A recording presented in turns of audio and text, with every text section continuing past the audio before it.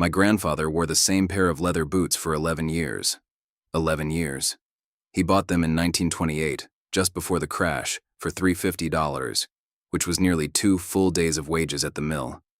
And when the mill closed in 1931 and the savings ran out, and the family of 6 moved into 2 rooms above a hardware store in rural Pennsylvania, those boots became one of the most important possessions he owned. He resold them 4 times. He patched the uppers with leather cut from an old belt. He rubbed them with bacon grease every single Sunday night, without fail. And when his oldest son started working odd jobs, my grandfather passed those same boots down to him. By the time they finally fell apart for good in 1939, 5 different people had worn them. That is what the Great Depression did to ordinary Americans. It turned everyday objects into precious things. It forced an entire generation to rediscover skills, habits, and techniques that their grandparents had known, but that the prosperity of the 1920s had made people forget. Shoes, in particular, became a battleground of survival. A child without shoes couldn't go to school. A man without work boots couldn't get hired. A woman whose Sunday shoes fell apart had nothing left for church, which was often the only social lifeline people had. So Americans got creative. They learned, they improvised, and they stretched every stitch and every inch of leather as far as it could possibly go. Today, we are going to look at 25 of the most remarkable and resourceful ways that Depression-era Americans made their shoes last. Some of these will surprise you. A few might make you laugh, and at least 1 or 2 might make you wonder why we ever stopped doing them. Before we begin, if you are someone who values old knowledge and practical wisdom, go ahead and subscribe right now, because this channel is dedicated entirely to the skills, stories, and secrets that kept ordinary people alive through the hardest times in American history. Number 25 is simple, but it changed everything for millions of families. Number 25, rotating shoes on a strict schedule. This sounds almost too simple to matter, but Depression-era cobblers and household guides were absolutely insistent about it, and the science behind it is real. Leather is a porous, organic material that absorbs moisture from sweat, from rain, from morning dew on grass. When you wear the same shoes 2 days in a row without letting them dry completely, the leather never fully recovers. It stays damp and soft and begins to break down from the inside out. Depression families who could afford 2 pairs of shoes, even 1 good pair and 1 battered pair, rotated them religiously. The good pair would rest for a full 24 hours while the work pair was worn. Then they switched. This simple act could double the lifespan of leather shoes. Those who only had 1 pair would stuff them with dry newspaper at night to draw out moisture and set them near, but not too close, a heat source. They understood what we have largely forgotten. Shoes need to breathe just like the feet inside them. Number 24. Newspaper insoles. Every household in Depression-era America had newspapers, and nearly every household used them inside shoes. Folded and cut to shape, newspaper insoles served multiple purposes at once. They added a thin layer of cushioning for feet already sore from walking long distances. They absorbed moisture and protected the leather lining from sweat damage. And for shoes that had worn through at the sole, a thick wad of newspaper could serve as a temporary barrier between a foot and the cold ground. Children often went to school with fresh newspaper stuffed into shoes that had holes in the bottom. Teachers knew. Nobody said anything. It was simply what you did. Some families changed the newspaper daily to keep feet dry. Treating it as a consumable, they had an endless supply. Number 23. The Sunday cleaning ritual. Almost without exception, families that managed to preserve their shoes through the Depression did so because they treated shoe care as a non-negotiable weekly ritual rather than an occasional chore. Every Sunday, usually after church, sometimes before, shoes were cleaned, inspected, conditioned, and set out to dry. This wasn't vanity. It was maintenance. Dirt and mud, left in the creases and seams of leather shoes, act as an abrasive that slowly destroys the stitching from the outside in. Moisture trapped in dried mud pulls the natural oils out of leather and leaves it brittle. Families used rags, old toothbrushes, and homemade mixtures to clean every crevice. They checked seams for early signs of separation and addressed them immediately, before small problems became unfixable ones. The habit was passed from parents to children with the gravity of a religious obligation, because in many ways, it was one. Number 22. Bacon grease and lard as leather conditioner. This is one of those Depression-era practices that sounds strange today, but is entirely grounded in practical reality. Leather needs oil to stay supple. Commercial shoe polish and conditioner existed, but they cost money that many families simply didn't have. So they used what was available in every kitchen: bacon grease, lard, and occasionally tallow rendered from beef fat. Applied sparingly with a cloth and worked into the leather with the warmth of the hands, these fats penetrated the leather fibers and kept them from drying and cracking. The shoes would be slightly greasy for a day, and they didn't take a high shine the way commercial products allowed, but the leather remained flexible and strong for far longer than neglected shoes. Some people mixed lard with a small amount of soot from the stove to create a rudimentary black conditioning paste. It worked. If you've ever wondered why old leather goods from this era have survived in such remarkable condition, this is a significant part of the answer. Number 21. Cardboard soles. When the bottom of a shoe wore through entirely, cardboard became the immediate solution while longer-term repairs were arranged. Families cut cardboard from cereal boxes, packaging, or old boxes to the exact shape of the inside of the shoe. It wasn't waterproof, and it didn't last long in wet weather, but it provided enough protection for a day of school or a shift of work. More resourceful families would coat the cardboard with candle wax or paraffin, pressing it into the surface to buy a few extra days of water resistance. The children who walked to school on cardboard soles and tried not to step in puddles understood something about poverty and perseverance that no classroom could teach. Number 20. Rubber from inner tubes. Automobile inner tubes. When they became too worn or punctured to be repaired for their original purpose, entered a second life in Depression-era households as an almost miraculous repair material. The rubber was tough, flexible, waterproof, and could be cut with a sharp knife into any shape needed. Families used inner tube rubber to patch worn areas on the bottom of shoes, cut and shaped into soles that were then attached with contact cement or animal hide glue. A section of inner tube bound around a failing heel could add months to the life of a work boot. Some men became so skilled at this work that neighbors would bring shoes to them for repair, beginning informal cobbling businesses that helped sustain entire communities. Number 19. The lasting iron and home resoling. Cobbling, the actual professional repair of shoes, was a skilled trade, but Depression-era necessity pushed many ordinary men to learn the basics. Lasting irons, which are metal forms shaped like feet in various sizes, could sometimes be found second-hand or improvised from cast iron or dense hardwood. With a lasting iron, a sharp knife, heavy waxed thread, a curved needle, and leather salvaged from old shoes or harness, a determined person could replace the sole of a shoe at home. It required strength, patience, and practice. The first few attempts were often crude and didn't hold well, but by the third or fourth time, most people had developed a functional technique. Entire families learned to resole their own shoes, and the skill was passed between neighbors and households like a recipe or a remedy. Number 18. Heel irons and metal taps.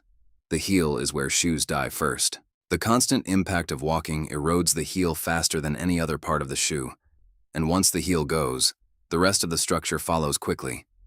Depression-era cobblers and hardware stores sold small metal taps, thin pieces of iron or steel that could be nailed into the heel to protect the leather beneath. These cost only pennies and could extend the life of a heel by months. Families who couldn't afford even the metal taps improvised with small pieces of flat iron salvaged from other objects, shaping them roughly and nailing them in place. The sound of metal taps clicking on pavement and wooden floors became so common during this period that it was simply the sound of an ordinary street in an American town. If you know someone who still remembers putting metal taps on their shoes, drop a comment below and tell us what state they grew up in. We read every single one. Number 17. Welt stitching repair. The welt is the strip of leather that runs around the edge of the shoe, stitching the upper to the sole. When the welt stitching fails, the shoe begins to fall apart in a very particular and discouraging way. The upper separates from the sole and flaps open. In prosperous times, this usually meant buying a new pair. In depression times, it meant finding heavy thread, a curved needle, and the patience to restitch the welt by hand. Cobblers used a specific waxed thread called rue thread, short for kangaroo, but ordinary people improvised with whatever heavy thread was available, often waxing it themselves by running it across a candle. The stitching had to pass through thick leather and required a special awl to create the holes, which people improvised from nails sharpened on a whetstone. The results were often visible and uneven, but the shoes held. And holding was what mattered. If you haven't subscribed yet, do it now. You're going to want to see numbers 10 through 1 because they get remarkable. Number 16, using a shoemaker's last for fitting.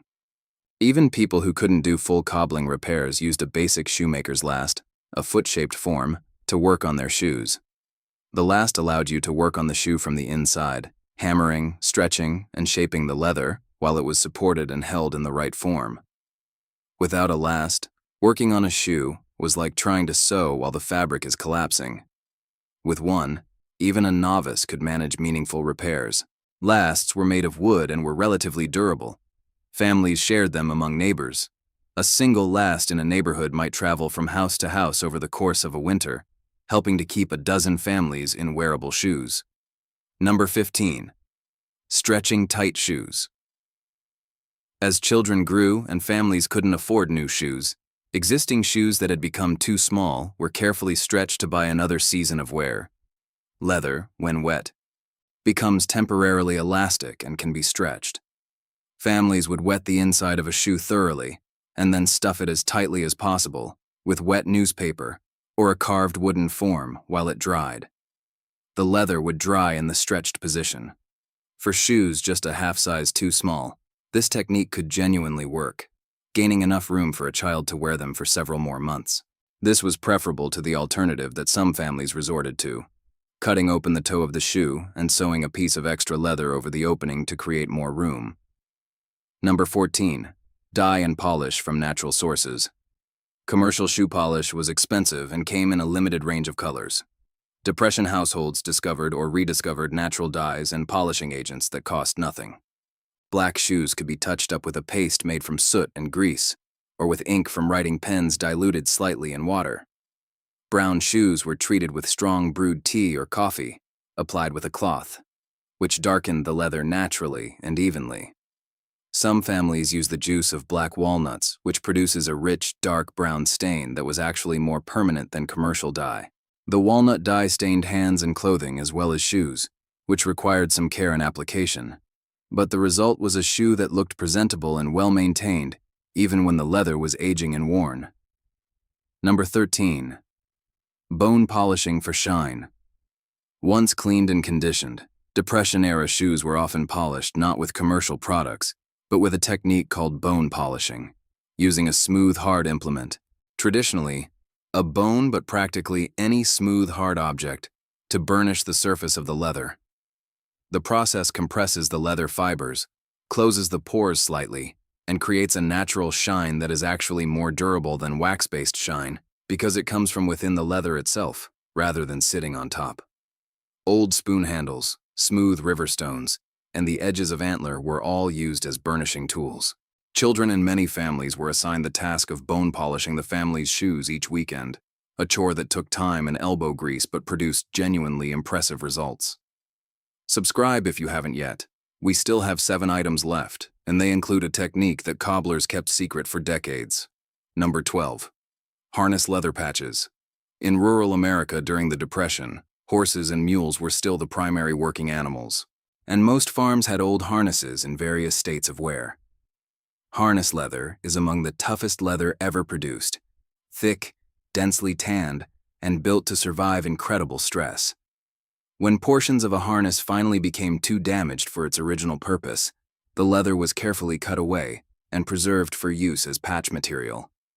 A piece of harness leather could be shaped and stitched over the worn toe of a work boot, or used to reinforce the heel counter, or cut into thin strips and used to replace failed sections of lacing. Harness leather was so tough that a patch made from it often outlasted the rest of the shoe. Number 11. Tallow waterproofing. Protecting shoes from water was one of the most critical preservation challenges, especially in agricultural areas where fields turned to mud for months at a time. Tallow, rendered fat from cattle, had been used as a waterproofing agent for leather for centuries, and Depression-era families returned to it enthusiastically. Applied warm, tallow liquefies enough to penetrate deeply into leather grain, filling the pores and creating a water-resistant barrier that lasts for weeks. It also conditions the leather simultaneously, preventing the drying and cracking that water damage causes. Families kept tallow in small crocks near the back door, and workers would apply it to their boots before heading out to wet or muddy conditions. The smell was distinctive, slightly animal, slightly rancid, but nobody complained. Keeping boots intact was worth any smell. Number 10. The toe box reinforcement. One of the most destructive things that happens to a working shoe is what happens to the toe box, the stiffened section that gives the front of the shoe its shape. When the toe box collapses or cracks, the upper begins to fold, crease, and eventually tear in ways that are almost impossible to repair properly. Depression-era shoe owners reinforced toe boxes proactively before failure occurred. They used pieces of thin sheet metal, shaped and hammered to the interior curve of the toe, or cut and layered pieces of very stiff cardboard saturated with animal glue. These were inserted between the lining and the upper of the shoe and allowed to dry in place. The result was a toe box that could withstand years of additional use. Workers who handled heavy materials sometimes added steel toes to their boots this way, not as a manufactured safety feature, but as a survival modification. Number 9. String and wire emergency repairs. When a shoe began to separate from its sole in the middle of a workday, in a field or on a factory floor, or on a sidewalk miles from home, emergency measures were required. Men and women kept lengths of strong string and thin wire for exactly this purpose.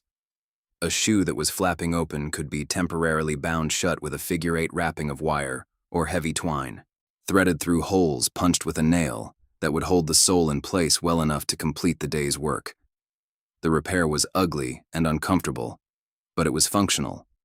It was not unusual in Depression-era towns to see people walking in shoes visibly repaired with string, wire, or even strips of canvas, and nobody looked twice.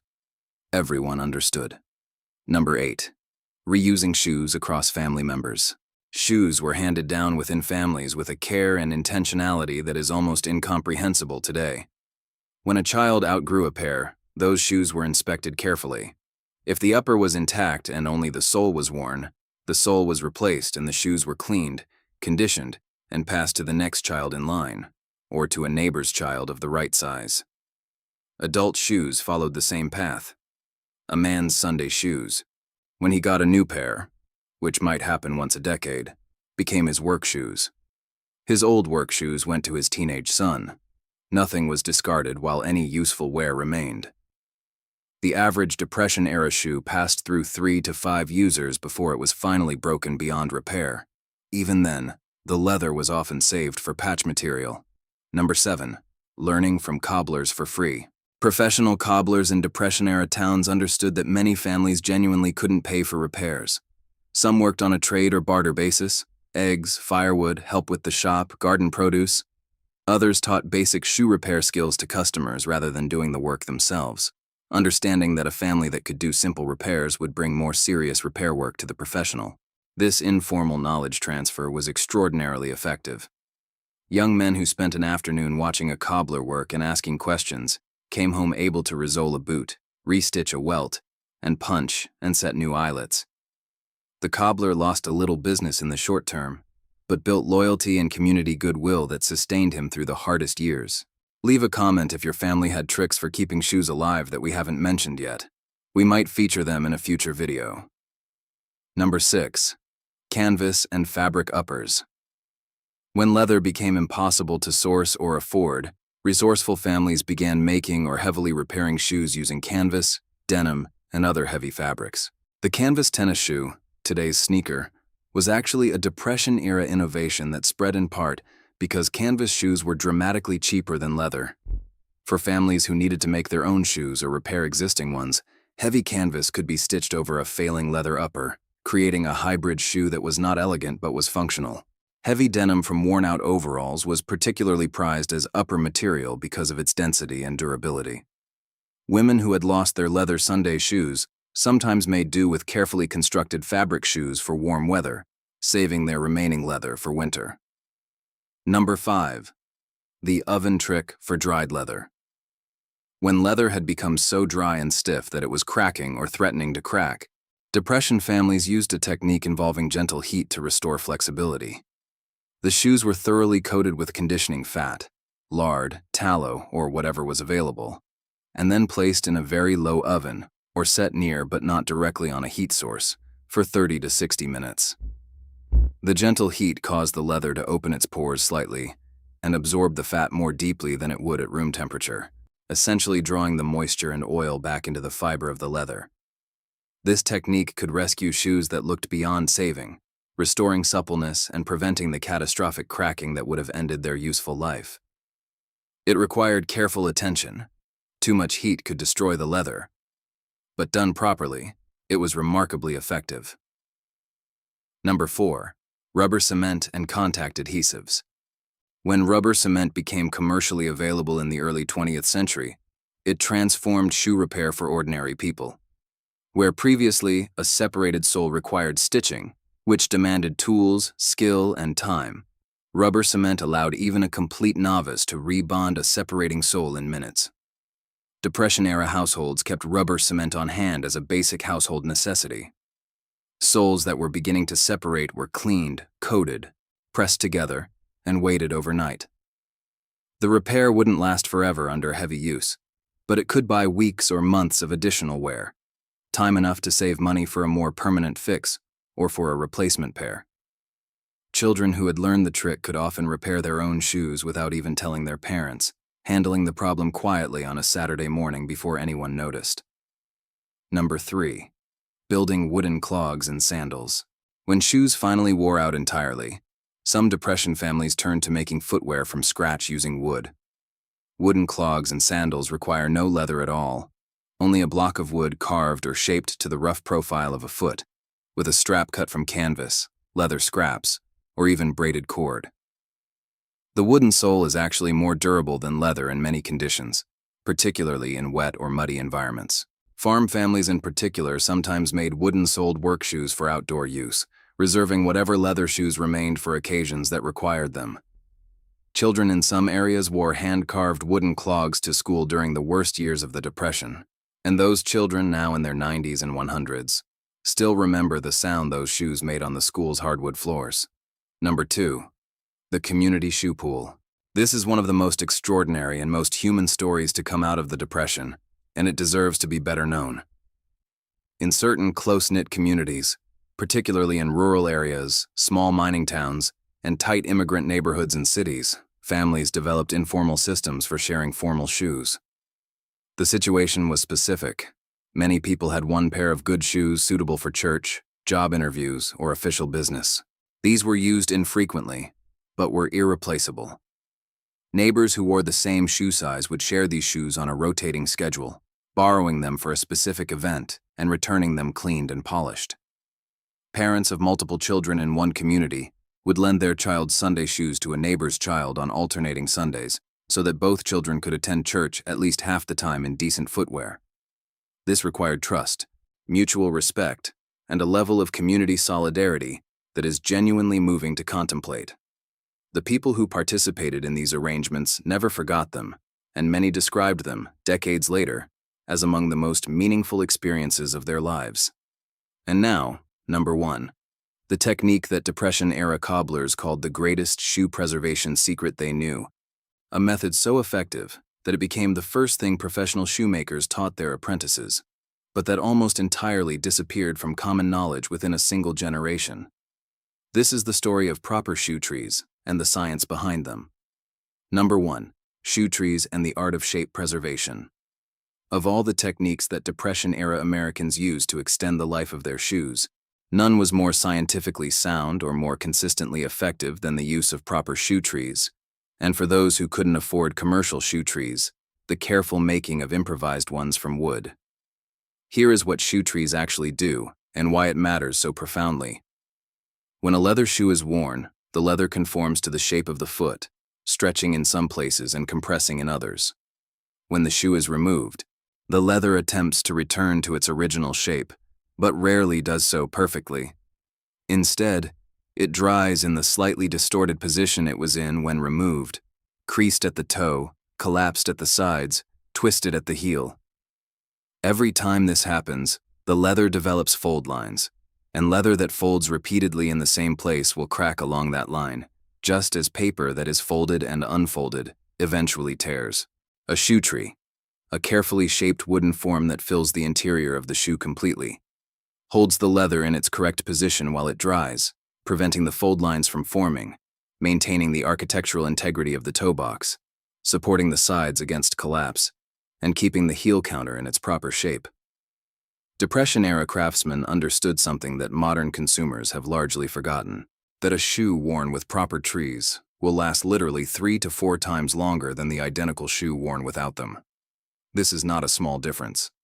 This is the difference between a shoe that lasts 2 years and one that lasts 7 or 8.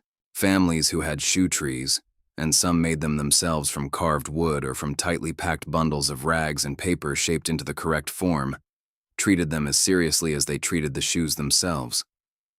The trees were inspected, maintained, and passed down along with the shoes they served. Cobblers in the 1930s reported that they could identify a shoe that had been properly stored on trees from the moment they picked it up.